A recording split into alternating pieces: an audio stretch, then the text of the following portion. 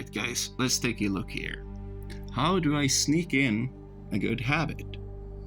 And that was a thought I had, and I thought, if you could just sneak it in, the good habit, then you could get not just one good habit, but many good habits after a while, but you have to sneak it in somehow.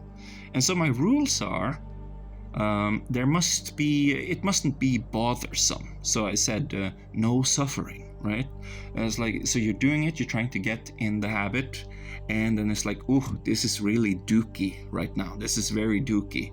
So that must be handled. And then naturally it will be better than all the other alternatives once you realize that the stuff I want to do, I can't do because I'll just quit doing it, right? So what do I mean? Well, take a look at this. This was something I did at the gym a couple of years ago, and I was working with my sciatica, and I was very thorough that day. And I was very, very thorough, and I did all these exercises here, And then I was like, wow, I didn't work as much push-ups and bench press and stuff. It kind of sucks, it kind of sucks. And so I didn't do it again. And it's better to have something you actually do, So how did I build my routine? Well, I had a herniated disc, L4, L5. So that was a daily routine activity, And then you can build upon daily routine activities. So naturally, I did malasana. And then I learned that if you arch your back in the right kind of way, and you feel and you listen to your body and you see where the pain ceases, then you can hang out in bhujangasana, or bhujangasana, or however you want to pronounce, and just just hang out, and that will be good for the spine. It's actually one of the therapeutic exercises, right? And then also, the pain was very bothersome, so I learned some bottle breathing, so breathing all the way down and let it fill up, right? And then you can also move it around after a while and massage inside your body using the air pressure. Perfect sleeping position became a thing.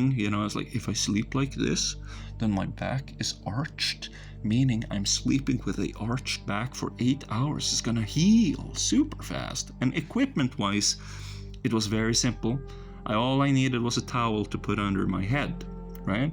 So anybody can do this. This you do not need a yoga mat for. But it became a daily practice, and then I bought myself a yoga mat. So, daily routine, instant gratification, relief, and it feels short, And I want to show you something here. Here's a guy, and he has a head, and inside his own head, it is radiating, it's exuding with a guru and a practitioner.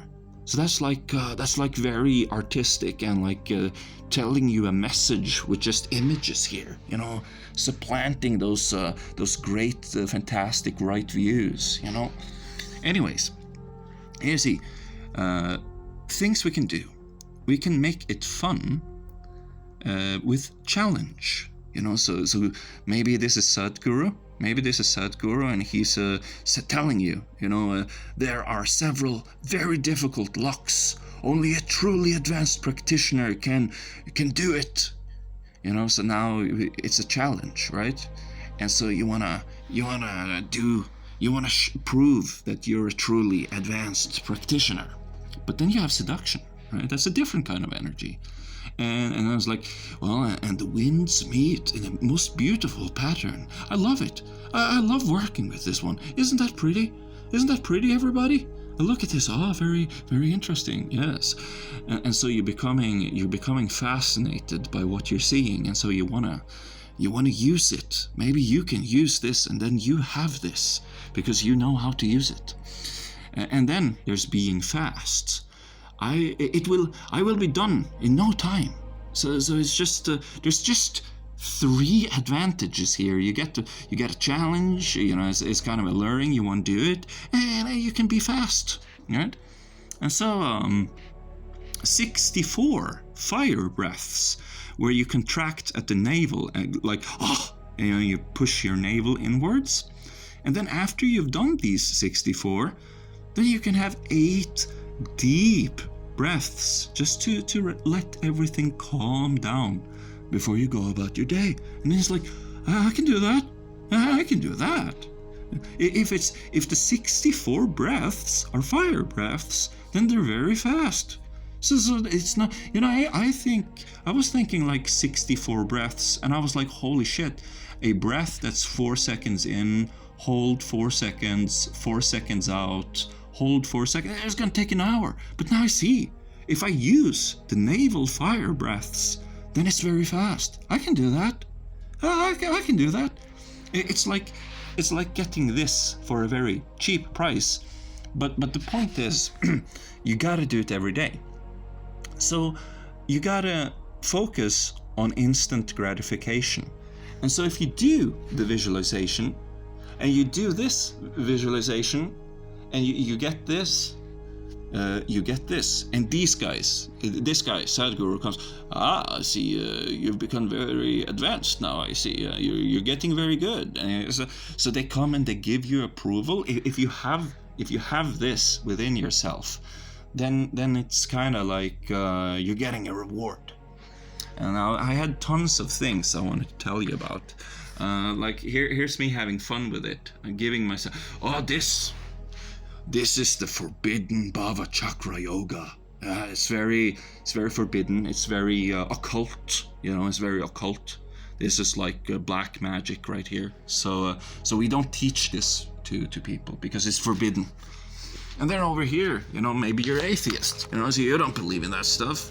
Well, here we have super therapeutic small bulging disc management, lumbar sciatica, you know, using these chakras, you know. And so you see here, very scientific right here. And here it is. This is very classical, you know. So we know that this works, and a lot of science is combining old with new, and it's really, really good. Yeah, it makes sense, right? And here we talk about the thing that happens, and I believe that if you take up a daily practice, then the thing, you know, maybe after those 8 breaths, you just lay down and try to feel what has happened inside your body. And maybe if instead of going into thoughts and getting the same, you just hang out with Chad breath, maybe you can get all the way to something mysterious. So look at here, he got all the way to something mysterious, and then the thing that happened, right? And I believe you can get this. You know, you must not become so outcome dependent that instead of the thing that happens, you go into, I am trying to make it do the thing it doesn't want to do. That's a very bad energy. But if you can just hang out with Chad breath and get the thing that happens, which is mysterious, that would be way better, right? So those are, and I also believe, you know, with the pranayama, which is over here, you know, this thing over here, that I believe that if you kept at it a little bit longer, I think it's fully possible to get here. But you can also get here instantly by just pushing on your eyes, but it's not good to be pushing on your eyes. And I found that if you do it with the pranayama, you do not have to push on your eyes. And this is, for me, I felt that this one wasn't that, it wasn't that far away. Maybe you could get it already tonight. But that is risky business. Because if you can get this daily routine, okay, and you're like, no suffering, better than all other alternatives, then you do this every single day. You know, you do, and then all of this, it will come to you. It will come to you because you have this, and this is rewarding. Sadhguru comes, he's looking at you like, yeah, I'm very, very interested. You are very interesting. Yeah, and then the monks come to you. You are very interesting. Oh, very, very nice. Huh? And then you get this, and you get mysterious. You get mysterious, and you get like chakras because it's actually just scientific and atheism. And then you get like this. Yeah, this is something you can get totally. Yeah, and so you get just getting a ton of rewards. And you're doing it every day, and it just becomes something that you do every day naturally, because it's like, I can do that, but I can do that expands, and so you get all of these other things, and so even more mysterious, and maybe some days you become sleepy versus willed focus, and you stay, and you just meditate on focus versus sleepy. So you have sleepy, so you know that there's focus, and then that focus goes somewhere mysterious. And then we can start, instead of talking about this, just know that maybe one day you can get all the way into the rainbow road.